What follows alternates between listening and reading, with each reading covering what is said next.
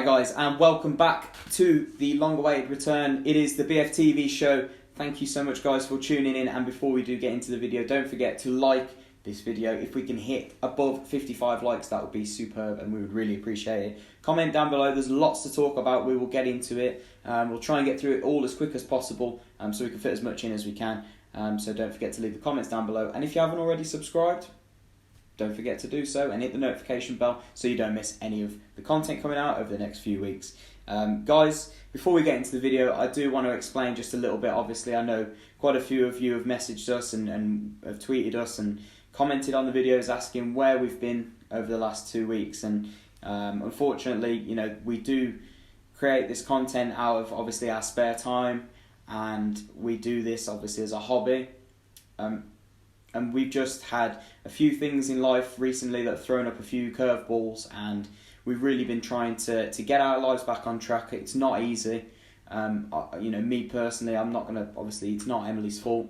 I've had a few issues that I've really had to get over, and I'm still not over, but I can't prolong this anymore. So I'm trying to get it out, and we're trying to get this back on track, guys, for you, because we really, really enjoy making this content. We love it. And it means the world to us when we see that you guys appreciate it so much.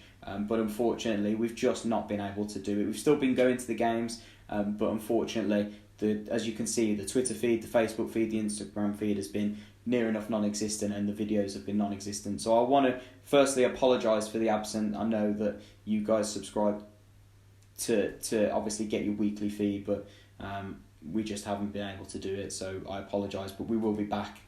From now on for your previews, reviews, and your podcast will be back. We did actually film a podcast last week, but unfortunately the file's corrupted, and again, that's out of our control, and it was a massive disappointment because it was a superb episode. It was great. So apologies about that one, but let's get into it. In this week's episode, guys, we do look back at the Luton and Cardiff games, two very contrasting results, but two very similar performances. Blues cutting edge and ruthlessness, we need to discuss that in a lot more detail. The striker hunt in January will continue, and we will go over that and our thoughts about that one, and finishing up with the Fulham preview as Blues take on Fulham at St Andrews this Saturday. So, thank you and welcome back. It's been a long time, hasn't it? It has, yeah. I'd just like to reiterate what James has said. We are human at the end of the day. We don't make any money from the channel. We just do it because we love it. And we love creating Blues content, so it's great to be back, and hopefully you guys continue to enjoy it. So, you know, looking back, it's been obviously we've missed quite a bit, and there's quite a bit to cover, so we're going to get through the next few bits quickly, and as in depth as possible, if that's possible. Starting with the Luton game, we'll go back to there. Okay. It was a really good win back at St Andrews. We made it 3 wins on the bounce at home. And our home form again seems to be not what we're... Well, it is, if we're honest. It's what we're relying on and we're resting on at the minute.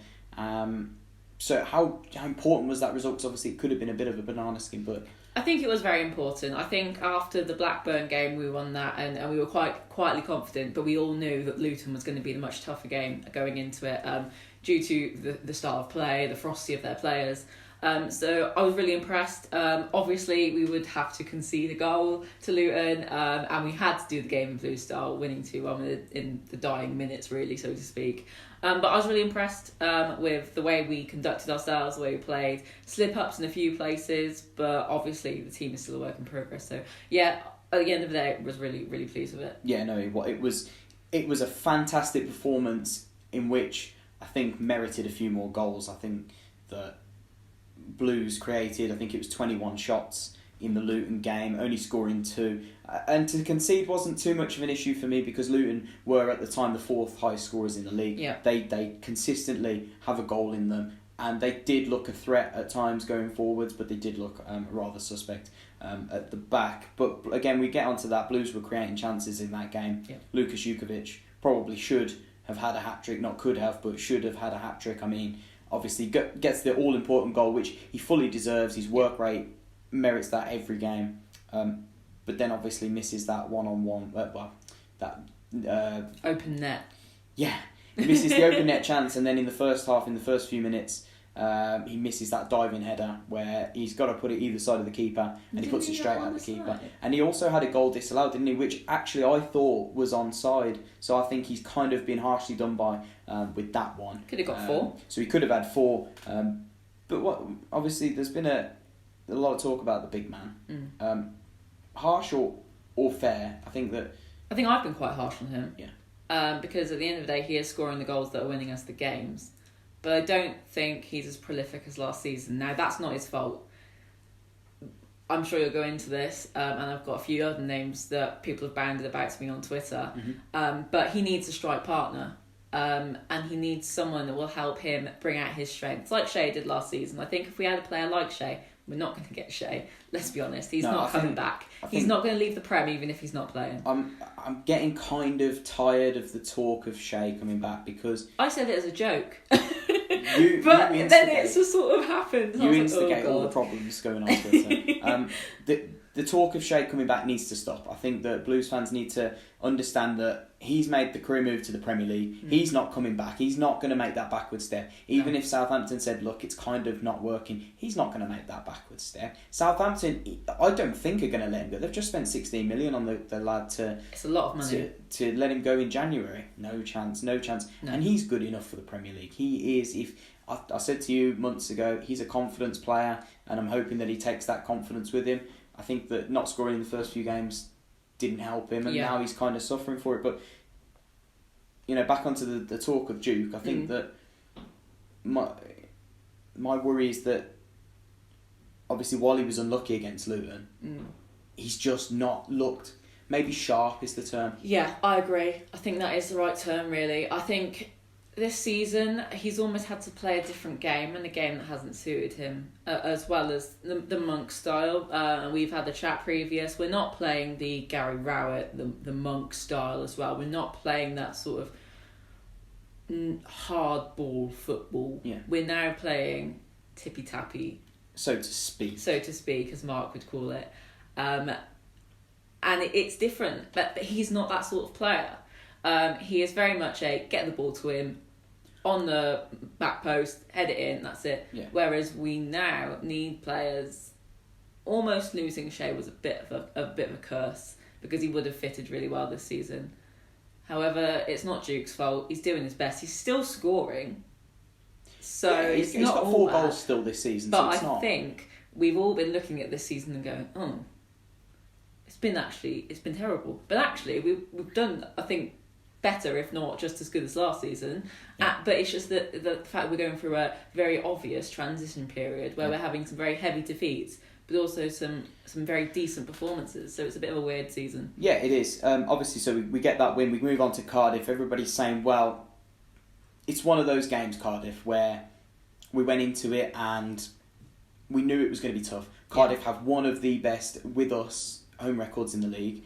They are massively relying on their home records because their away record is atrocious.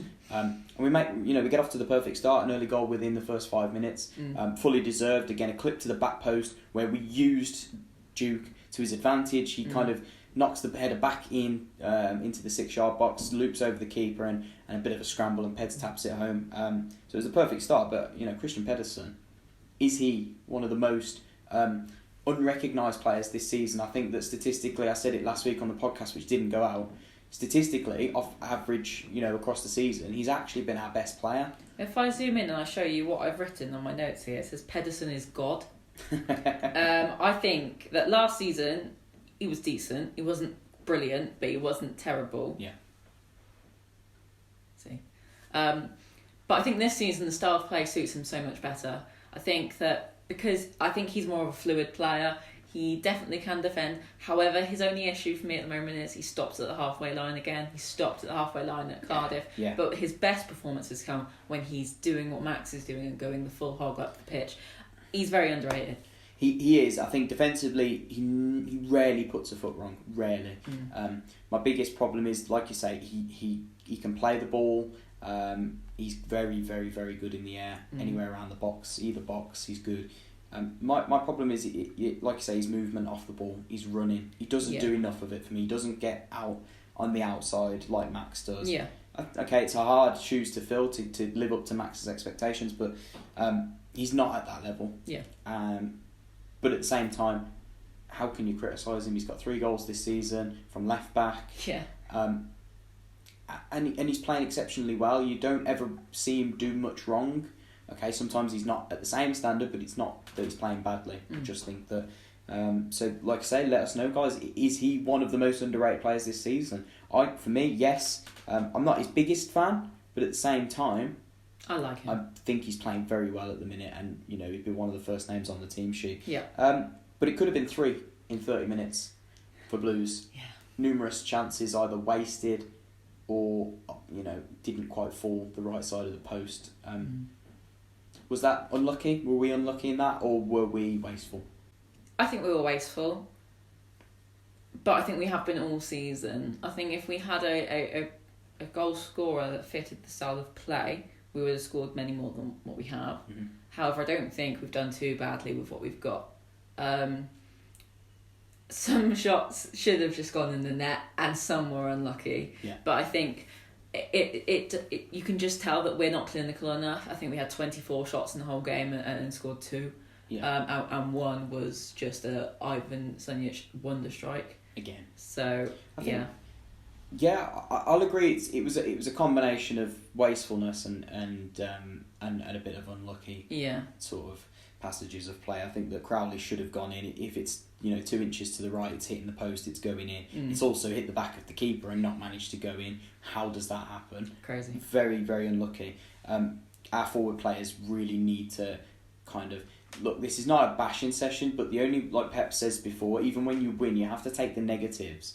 And it's not about being negative, it's about highlighting those and then moving on to improve on those, because that's the way you get better. You can't just say, okay, we missed 26 shots, but it's okay. But it doesn't matter. But you have to go, right, no, we weren't good enough, so let's move on. That's how we get better. Yeah.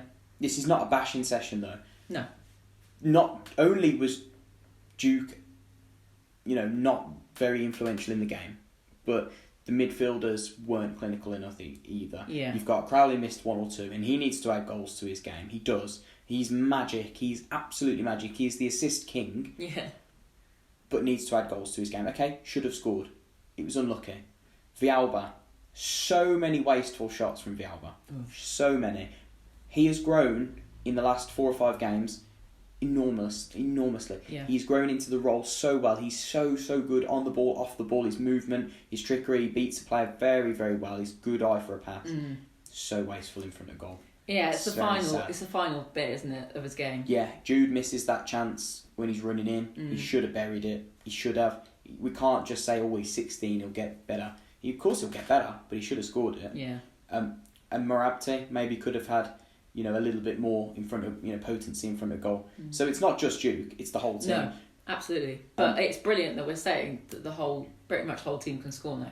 I think it's brilliant as well that we go away from home, score 2 goals, and they're still, really annoyed. Yeah. We did it at Derby. We scored 2 goals away from home, and it's like, that's For God's frustrating. But again, that gets onto my, my next point is we are fragile away from home.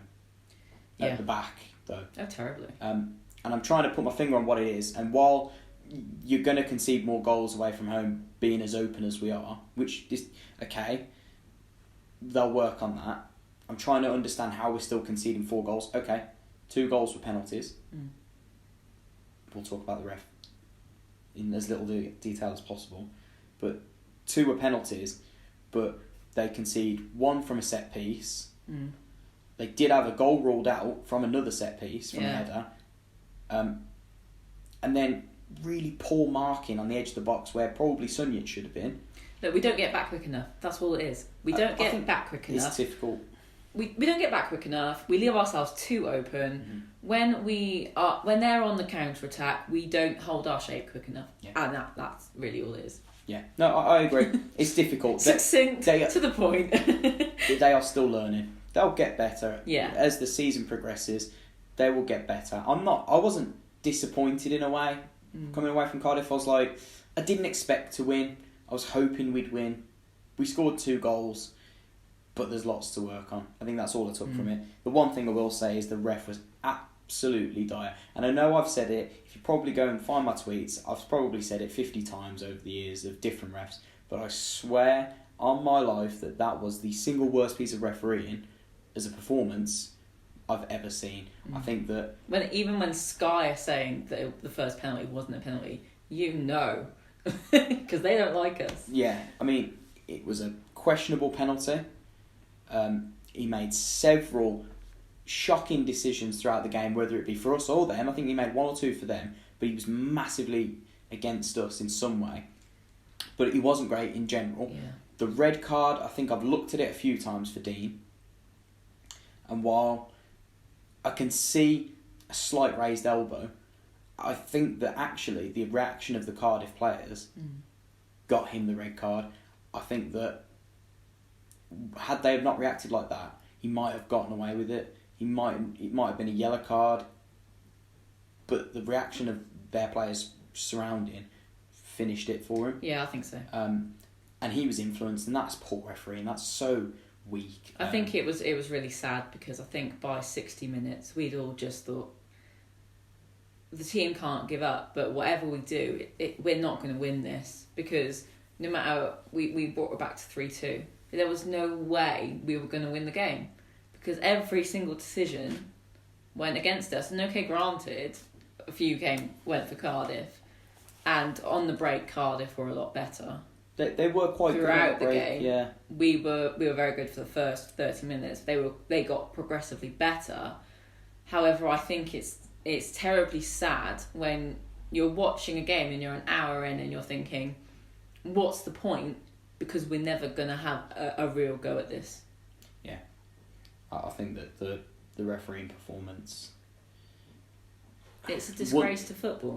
That's quite a big thing to say, but it is, because how are you supposed to go and watch a game and pay £100 for the day out for a referee to stand there and not actually do the laws of the game? He just made it all about himself, and that's terribly disgusting for the game. I think a lot of referees are like it now. It's horrible though. They hog the limelight, but I don't like talking about it because it's that's sad, all I want to say. And we want to analyse Blues, but so we talk about obviously being a little bit more wasteful, and in the last 3 games we had 58 shots in total. Okay, we've scored 5. I'm not exactly it's not terrible, but we should have had a lot more. We could have had 3 or 4 at Cardiff. We could have had 3 or 4 at home to Blackburn and Luton. We could have had several 4s on the score sheet. Yeah. Unfortunately, they only went against us on Saturday. So the striker hunt continues in January. Obviously, it was widely talked about in the summer. Missed out on several targets, but obviously as of this morning, so it's Monday, Blues linked with Naki Wells again. In January, apparently we're going to try and poach him off QPR, because Burnley are going to, obviously if they get the right price, they'll sell him. 6 million, I think's a difficult one to judge, because while he's 29, and obviously he's getting towards 30, he's almost there. He's still a goal scorer. Some people saying, well, he's not. He's got 7 goals and 2 assists this season. It's better than anything we've got. It's better than all of our strikers combined. So if he gets, double figures by January, he'll get double figures again. The amount of chances we're creating, you've got to think about this. QPR are a team that don't create as many chances as we do. In most of their games, they're creating a third of what we're creating, and he's got 7 goals. He's a goal scorer. Yeah. He's quick, he's agile, and he's in the 18-yard box. He's lethal. He's almost that sort of player that we need. Yeah. And I think if we put him in with Duke, that might help with the whole Shea and Duke thing. Yeah. It might do that again. I think 6 million isn't necessarily a high price. Shea was sold for 16-15 million on one season of good goals. He scored 34 in 116 appearances for us. For QPR, Naki Wells has scored 14 and 53. But the 7 of them have been in the last however many games. Yeah, 13. Well, however, if he continues that run, we would be stupid not to pay 6 million for him, because that is a fraction of what you pay for a decent striker these days. I think the problem is it's January as well. Exactly. Prices are inflated. Had this been in the summer, we might have got him for 4, 5. Prices go up. We need a striker regardless. It's January. Prices go up. What's the point in buying a striker that's not proven now? Because the owner said in the summer they want us to be promoted. That's what they said. Still. So they're going to pay a little bit more. Still unrealistic in my eyes, but... I agree, but...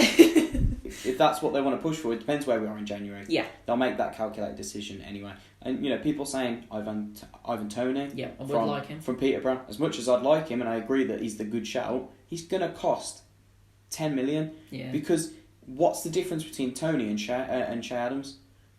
They're going to command at least 10 million because he's got, you know, he's 23, he scores prolifically, and you know he's going to do the same at this level, if not the Premier League at some point. What's the difference? He's going to command 10 million. Are the board going to spend that? Well, they might as well throw the extra 5 and go for Gale, but they won't do that because they won't spend that much money. So they're going to try and make it a little bit more calculated and see what they can get for a lesser price. But is there anyone else that you'd say? You know, I've always been a fan of Britt Assombalonga. And if Blues could get him from a really poor Middlesbrough team, and maybe Middlesbrough cut their losses, not saying that he'll go, but if we could try and nab him for 7-8 million, I think he's perfect up front. Pace, power, finishing ability is second to none in the Championship. I think he's always been my shout, but I really rate Nahki Wells as well.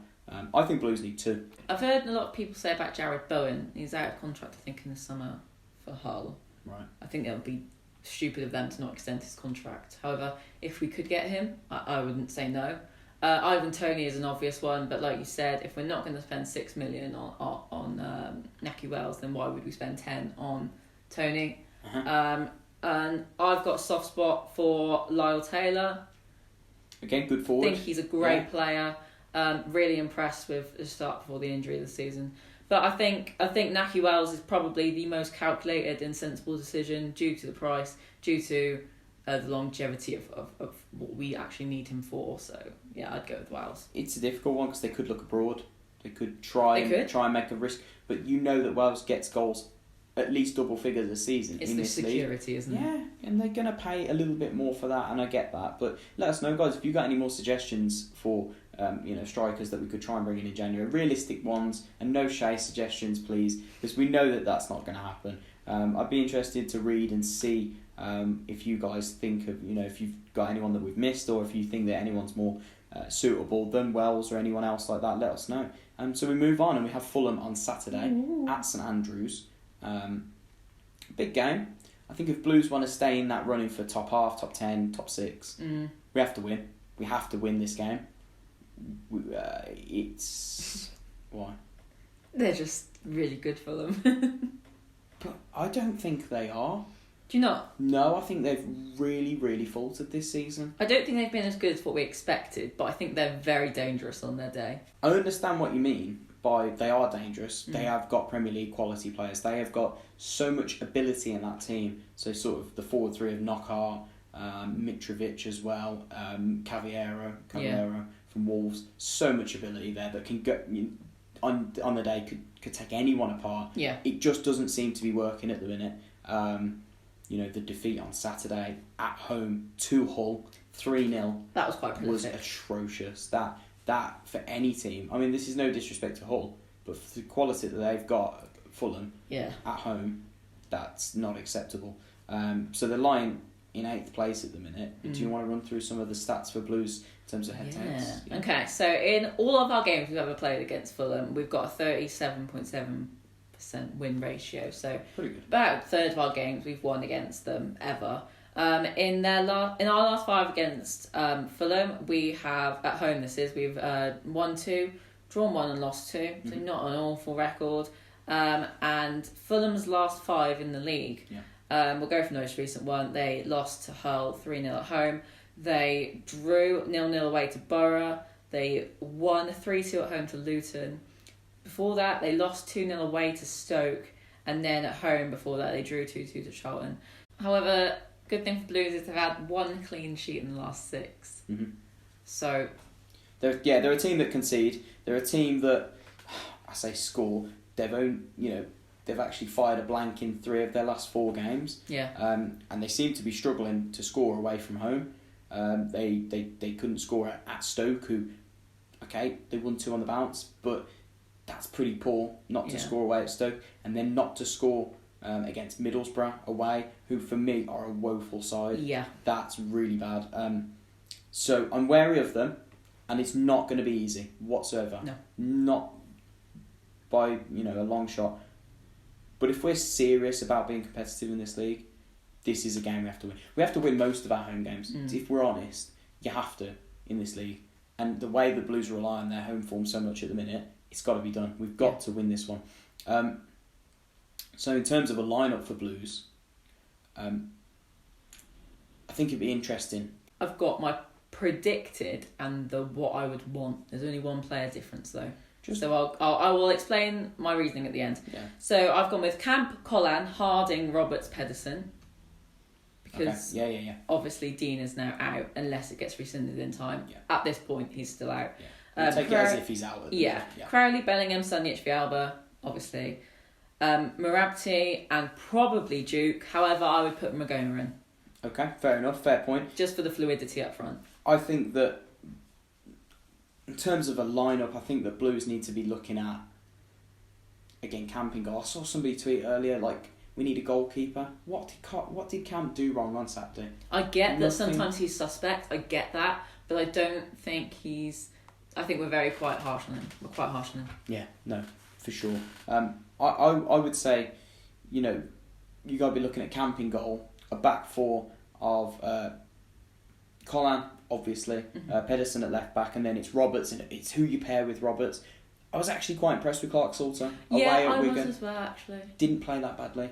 But again, Wes Harding slots in there and does very, very well. He's a very agile, very athletic lad, big, strong lad. Very good at the back. I think that'd be a tough call for Pep. This is obviously going off if Dean's not suspended. If he gets it rescinded, I'm sure he'll be back in. Yeah. I'd go with Clark Salter. Okay. I'd go with Clark Salter just because he's a natural centre back, whereas Harding can slot in at centre back. But he I get that. Yeah. So I'd go with Clark Salter, and then I'd go with the same midfield four. I don't think you can change it. And then it's that forward pairing. I think Marabti was excellent again for a large parts against Cardiff.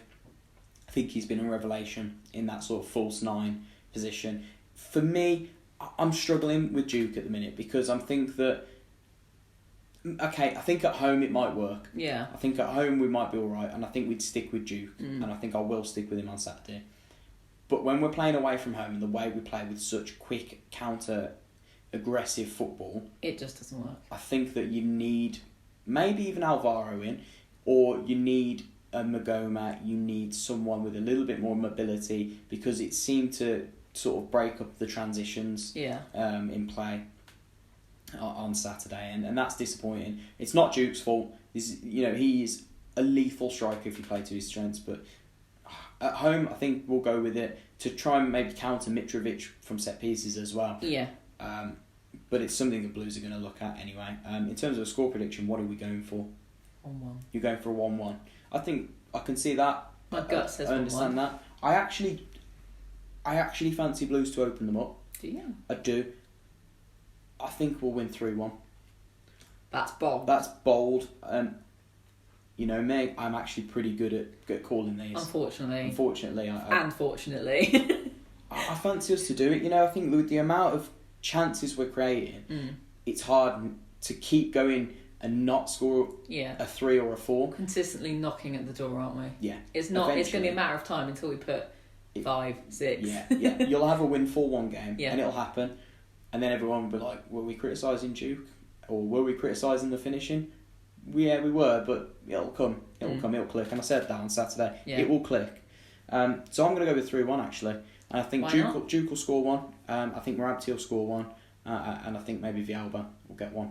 So I fancy a 3-1. But let us know, guys, your score predictions down below. Your goal scorers as well. Anything that we've talked about throughout the episode, let us know down in the comments down below. I know there's a lot to talk about, a lot to catch up on, so let us know your thoughts, guys. We do read through all of them, as does Mark. He stalks the comment section and he loves reading them. So don't let him down on that one, guys. If we can hit the like target, I said if we can get over 55, that'd be great, guys, if we could. And if you haven't already, subscribe and go and follow us on the social media channels. But that's all from me, Em. Thank you so much, Em. Anything else to say? Thank you. Yeah, just a quick thank you to Boyle Sports for sponsoring the channel, and I'm sure we'll have a giveaway coming up this weekend as well. We do. Head over to Twitter for that one. Later in the week should be Wednesday, guys, but that's all for us. We look forward to seeing you after the Fulham game. Hopefully another 3 points at home. Keep right on. Keep right on.